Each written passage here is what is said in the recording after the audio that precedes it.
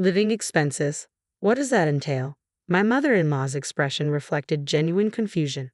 Hey, Brian, can you explain this properly? I pressed, watching my husband squirm. Brian, caught between his mother and me, seemed to shrink under the pressure. I've never received anything like that before, he finally admitted. Let me introduce myself. I'm Carol, a 37-year-old office worker, happily married to Brian. Our whirlwind romance led us to tie the knot within 4 months of meeting each other. Our families were thrilled, especially given our ages. Since our marriage, my relationship with my mother-in-law had blossomed. We often dined out and grew quite close. Initially, Brian and I lived separately but nearby. However, after Brian's father passed away, we decided to live together. Contrary to stereotypes, there was no tension with my mother-in-law. She willingly took on household chores, giving me time to focus on work. I felt guilty but appreciated her help. To show my gratitude, I provided her with some living expenses through Brian. Yet as Brian's appetite grew, I worried about whether our budget was sufficient. So, I broached the topic with him, suggesting we increase the allowance for his mother.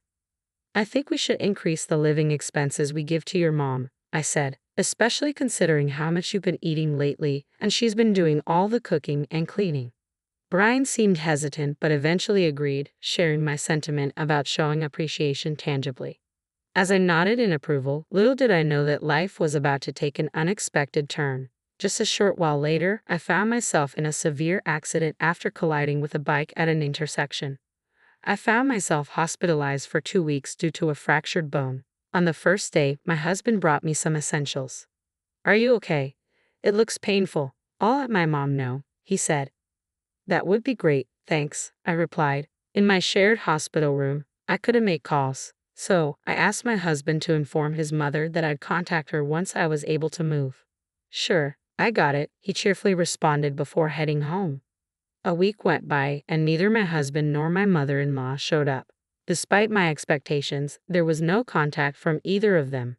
Concern gnawed at me, but I reassured myself, thinking it was just my husband being his usual forgetful self. Then, I tried calling. My husband didn't answer, which I chalked up to him being busy at work. Next, I rang my mother-in-law. Hi, mother-in-law. You must have heard from Brian, but I'll be in the hospital for another week, so I'll need some fresh clothes, I said. Hospitalized. What happened? An injury? Illness? Her flustered response made me uneasy. As I pondered, I realized she hadn't been informed. But why? If my husband forgot, she would have noticed my absence and called me immediately. Minutes later, she arrived, visibly exhausted.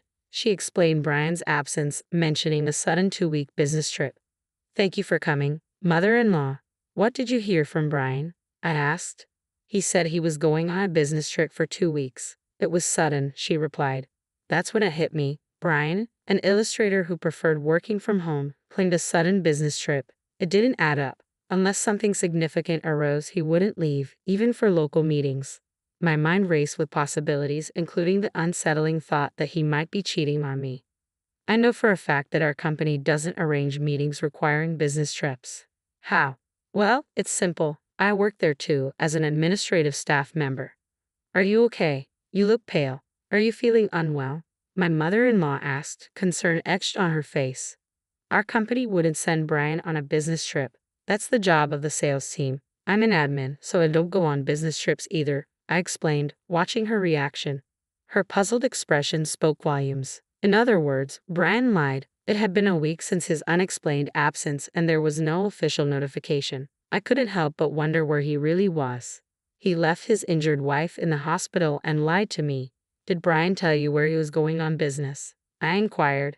Come to think of it, he mentioned staying in a hotel in Miami arranged by the company, my mother-in-law replied, pulling up the hotel's website on her smartphone. As I glanced at the screen, my heart sank. It was the same hotel where we celebrated our wedding anniversary, a place far too extravagant for a company-funded trip. A throbbing headache began to surface, fueled by the realization of Brian's sloppy alibi. Mother-in-law, this is difficult to say, but Brian might be cheating, I confessed. What? Brian? Her disbelief echoed in the room. But this does seem suspicious, she conceded, her expression shifting. Isn't this the hotel? Hold on, let's confirm if he's really there, she suggested, disappearing for a moment. After what felt like an eternity, she returned, a smirk playing on her lips. They said they'll check it out for me first. We need to verify the facts, she announced. As we waited, about 10 anxious minutes passed by. When I received a call from my mother-in-law, the news was shocking. Brian, my husband, seemed to be spending the night at that hotel, and with another woman, no less. Despite the strict policies against such actions, the circumstances seemed to warrant an exception, my mother-in-law explained. She even disclosed the name of the woman Brian was with. I was taken aback when I heard the name. I knew her. She was actually a friend of mine, my coworker and friend Jessica, who worked in the same department as Brian. She had even been present at our wedding, delivering a speech. The revelation left my mother-in-law equally astonished. Furious, her face flushed bright red, my mother-in-law was ready to confront Brian then and there. However, I urged caution, suggesting we gather solid evidence first. We decided to hire a private detective. After that, I'm filing for divorce. I can't tolerate a man who cheats with my friend. I plan to seek alimony, so I apologize for any inconvenience this may cause you, mother-in-law, I explained. Don't worry about it. I'll give that idiot son of mine a piece of my mind. How dare he betray such a good wife? When he comes back, he'll get a thrashing, my mother-in-law declared angrily, her words offering me some solace. Feeling somewhat uplifted by her support, I began searching for a private detective. A relative of my mother-in-law recommended a reputable detective agency, and I promptly hired them. When I received the report, I couldn't help but laugh. It turned out that my friend Jessica had been posing as Brian's wife while they were away on location, 3 days before my scheduled discharge from the hospital. I dialed Brian's number, keeping it a secret that my mother-in-law was aware of the situation. How are you feeling? I inquired. I'm sorry, I've been too busy to visit. I'll definitely pick you up on your discharge day. Do you need anything? He responded. No, I'm fine. Sorry for bothering you while you're so busy. Apparently, my recovery is taking longer, so my discharge date has been extended. I'm just calling to let you know. I'm borrowing things like pajamas from the hospital, so no need to worry. Looks like I'll be discharged a week from now, I explained. Sorry for not being able to support you while you're so busy. Oh, could you withdraw money for the hospital bills? I don't have any cash on hand, so could you do it on my discharge day? I requested. I see, that sounds tough. All right, I should be done with my delivery in a week, so I'll go to the bank before picking you up. My mom's been worried too. She's caught a cold and feels bad for not being able to visit you. Brian lied effortlessly. Suppressing a laugh at his fabrications, I replied, Oh, is that so? Please tell mother-in-law to take care. Did you manage to inform the office? Thank you. Did they say anything about allowances? He asked, trying to keep the conversation casual. They did. I'll take care of the procedures. You just rest and recover.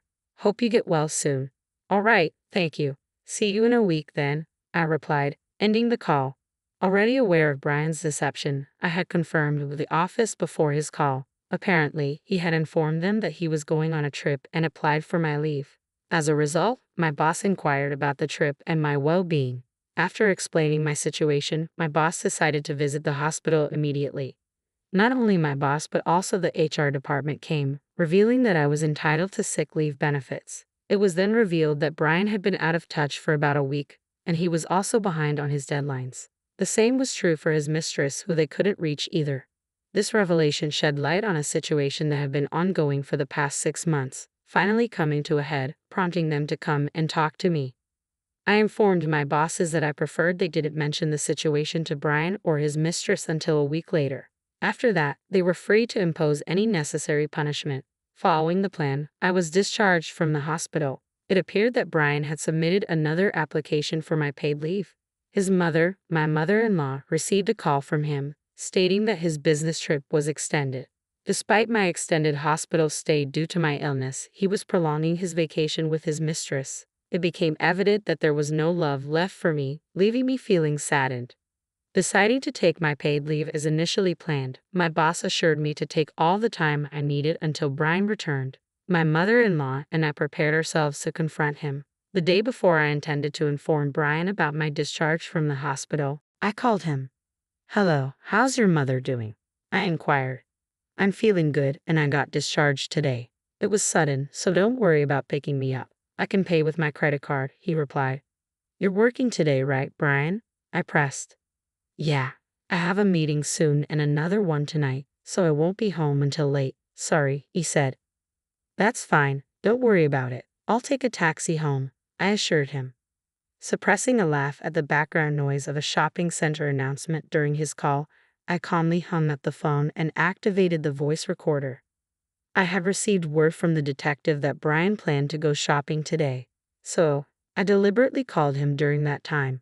Upon checking the voice recorder, Brian's voice and the background announcement were distinctly captured. Apparently, Brian had contacted my mother-in-law, claiming he was on vacation with a friend. He insisted it was a working vacation, a sort of half-truth, and mentioned I had given my approval, omitting the details of my hospitalizations to spare her worry. Brian's absurd excuses left me chuckling. According to the detective, Brian had boarded a late-night flight back. My mother-in-law and I laid out all the evidence, awaiting Brian's return. However, Brian called me with a different story. Sorry, the meeting ran late, and I missed the last train. I'll be back on the first train tomorrow, he said. Is that so? That's tough. Got it. Sorry, I can't pick you up, I replied calmly before ending the call. After indulging in a 3-week affair trip, it seemed Brian still couldn't get enough. My mother-in-law was furious, but I found that my love for Brian had vanished entirely, allowing me to maintain composure during our discussion. The next day, Brian returned home looking exhausted, laden with souvenirs. You went on a trip, I stated flatly. I didn't hear about that, I said, puzzled. Ha, didn't I tell you? Sorry, my bad. I got friendly with a client, and they invited me. Business relationships matter, right? Brian explained casually as he handed me a bag and followed me to the living room. I'm home. Hey, what's up with you, Mom? You look scary, Brian said, grinning as he plopped down onto a chair. He seemed to believe his mother was on his side. However, as soon as he saw the documents laid out on the table, his face drained of color.